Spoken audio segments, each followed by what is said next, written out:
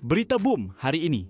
KRU mengumumkan pembangunan baharu di Majika Studio di Mangrove Point, Pelabuhan Klang, Selangor kini sudah memasuki fasa komersialisasi. Datuk Norman Abdul Halim menyatakan kerjasama strategik Landasan Lumayan Sendirian Berhad LLSB dan KRU Entertainment Sendirian Berhad KRUESB untuk projek Majika Studios itu kini memasuki fasa tersebut selepas fasa pertama melibatkan pelaburan sekitar 13 juta ringgit disiapkan lebih awal. Beliau juga menjelaskan untuk langkah jangka pendek, mereka akan menambah 5 juta ringgit sebagai permulaan bagi menyiapkan infrastruktur penting. Jumlah keseluruhan projek itu dianggarkan bernilai 25 juta ringgit. Studio itu membawa konsep didik hibur dengan watak-watak mitos Melayu dan tema alam sekitar yang mempunyai penceritaan dan unsur pendidikan tersendiri. Ia bakal menampilkan 8 zon dengan pengalaman siang dan malam berbeza serta kapasiti sekitar 500 pengunjung sejam.